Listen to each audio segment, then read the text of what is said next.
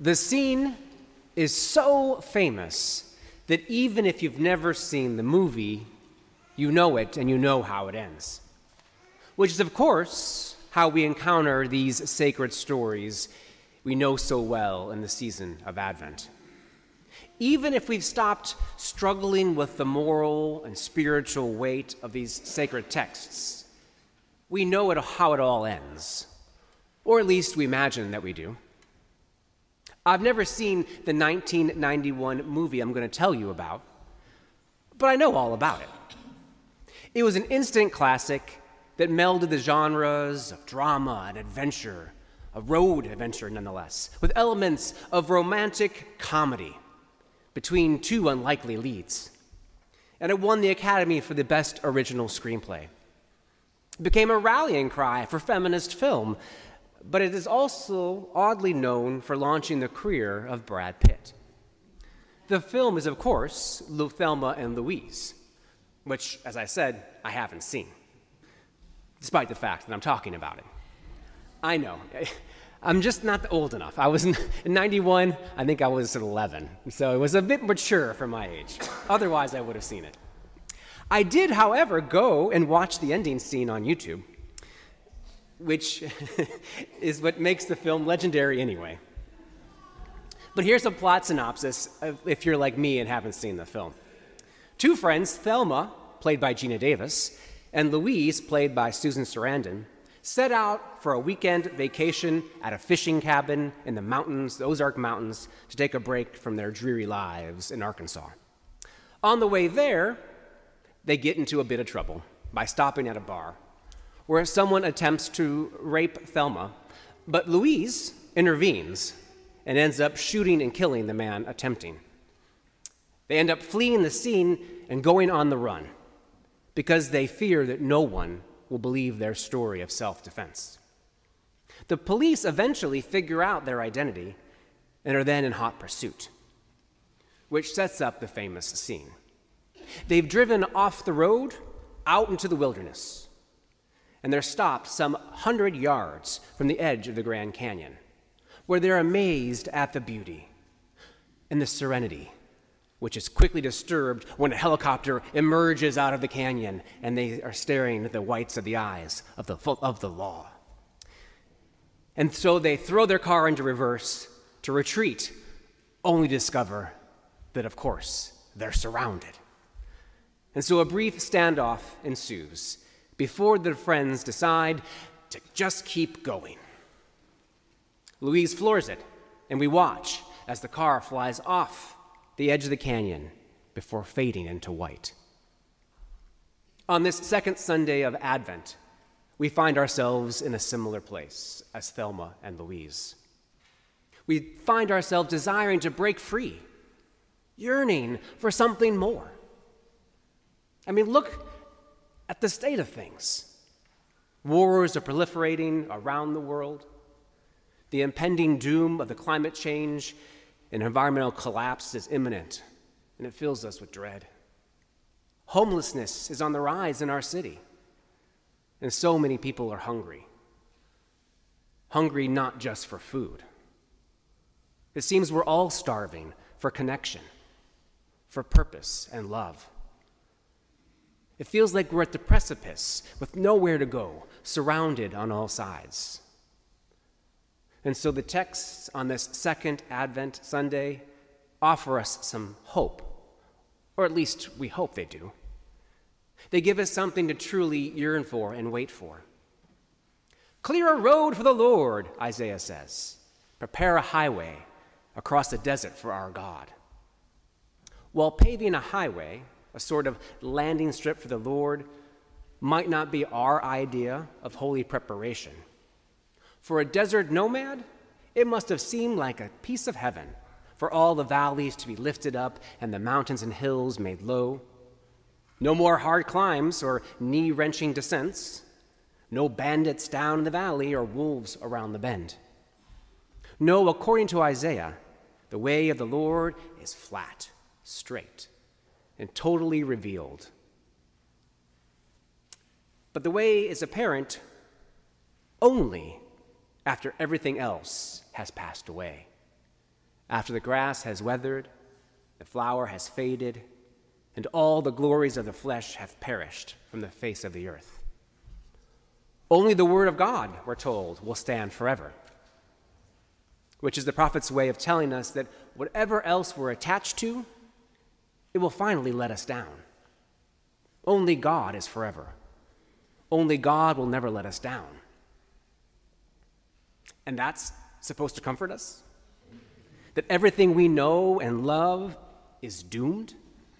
And that the one reliable object of our devotion is the word of a deity so much greater than any of us that we virtually know nothing about God at all? Well, that's just a lesson from the Hebrew Bible. Let's turn to the other lessons. I'm sure there's more hope in the readings of the day. Peter says, "The day of the Lord will come like a thief, and then the heavens will pass away with a loud noise, and the elements will be dissolved with fire, and the earth and everything that is in it, done on it, will be burned up." Given that fact, he continues, how now will we wait? Well, maybe the gospel then. Then John the Baptist appears on the scene like the answer to the question. A rough but utterly sincere character, with everything he owns on his back, as wild as the wilderness he has chosen for his pulpit, preaching to everyone who will listen, "Make straight the path of the Lord," which brings us right back to where we started. So what does it mean for us to make way for the Lord, to make straight the path? Certainly it's true that most of us are waiting, if not for the day of the Lord, then for something else. Perhaps you're waiting for true love, for the return of health after a prolonged sickness, for a job that'll challenge you and make more of you instead of frustrate and thwart you. Maybe for a house to call your own, or for peace in your family, or in the nation, or in the world. Most of us are waiting for something. And many of us yearn for something better that we cannot even begin to articulate, let alone name. Like the words from Isaiah's prophecy, a voice says, "Cry." And we say, "What shall I cry?" The words escape us. All we know is that there must be something more and better than this. This is what makes John and Isaiah our brothers, for they too yearn for something better that they cannot name. For Isaiah, it's the revealed glory of the Lord, whatever high mystery that means for him. For John, it's the one who will come after him, who is mightier than he. Neither of them know the details, any details at all, really. John cannot even give his hearers the name to listen out for. All the better of them that they can proclaim is that the old ways of life are passing away and that a new life is on its way, even though they can't tell us what it is. Without the luxury of details, with no concession to our need to know what we're getting ready for, they call us to prepare the way for a new life, to clear anything and everything away that might get in its way, and wait without knowing when it will come, or even what it will look like, or how it will change our lives. One advantage we 21st century Christians have over Isaiah or John is that we've heard and believed the story of one particular birth, even if we've never really engaged with the entirety of the plot. Just like I've never seen Thelma and Louise, we know how it ends, or at least we imagine that we do. But here's the thing. Stories are not something that you get to know. Stories must be lived. They can't ever be known in advance. I remember like it was yesterday, back in the fall of 2007, when my wife Willow was pregnant with our firstborn. All that Advent, we were in a space of dreamy expectation of what life would unfold. And yet, like most expectant parents, we did not know exactly what we were expecting. I mean, you never have any idea what your child will look like, be like, or even how it will change you to have them in your life. All that you know for sure is that nothing will ever, ever be the same again. And that the way most of the time we go about preparing for this is to clear space, often literally, to create space for a nursery or a corner of the room for their own, a place for this unknown child to become part of our lives.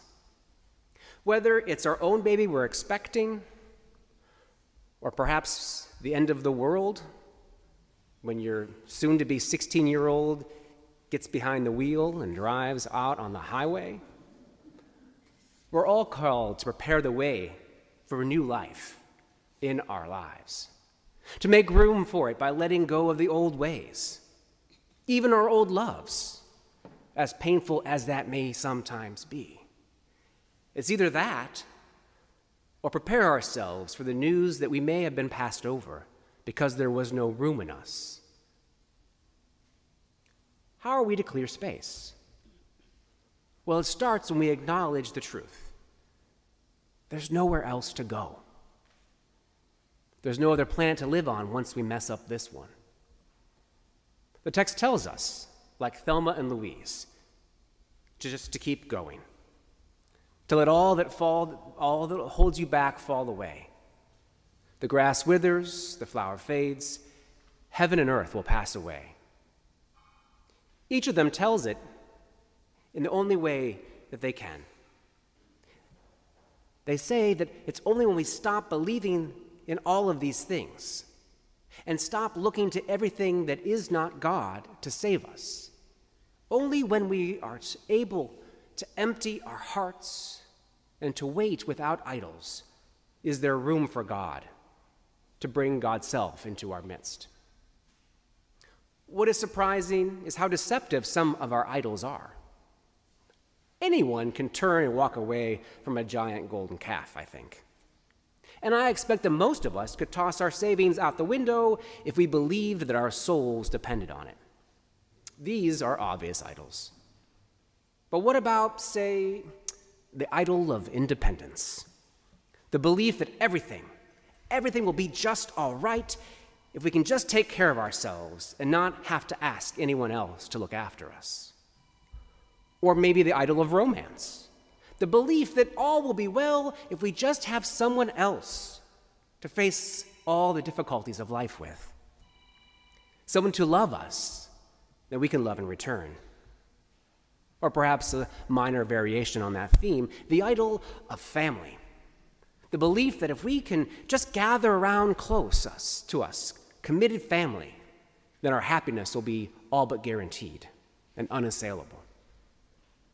Then there's that deceptive idol of all, the idol of religion, the belief that if we just go to church and struggle, say our prayers, do our best to be really good people, live a life of faith, well, then our souls will be safe. Name your idols. The list is as long as eternity. The idols of health or of friendship or of patriotism. What, you may be saying? These are all good and noble things. Of course they are. How else could they become idols? This is the first criterion of an idol, that it gladdens our hearts, nourishes our souls, because that is how we learn to believe in it and to depend on it. And finally, to cling to it as the only possible source of life. The only problem is that as long as our hearts and souls are full of what we know will sustain us, we've lost our ability to receive the as yet unknown things that God has in store for us. Like children emerging in our midst, like hope beyond all the darkness. When we're all full up, there's no room in the inn. During Advent, we're invited to let go, to open up, not to forsake the things we love and want of our lives, but to forsake them as idols. That means learning to hold them a little more lightly, without clinging, and to be willing to give them up when it becomes clear that they're taking up too much space. Because during Advent, we are invited to prepare the way of the Lord, the way for something new and unknown in our lives, which is brought to us in the living and loving person of God. So what will it be for you? What might new life mean to you? But what has to go first? That's the real question. What is taking up too much room in your life? It's all right if you don't yet know the answers, because that's what Advent is all about. It's about preparing a place for something new in our lives, for new life in us, and then waiting, and waiting without knowing. Waiting with nothing but faith, hope, and love. Waiting in hope and love for the company that in the stillness that teach us how to completely live at God's mercy. The only way to go is forward and to fall into the loving embrace of love itself. Amen.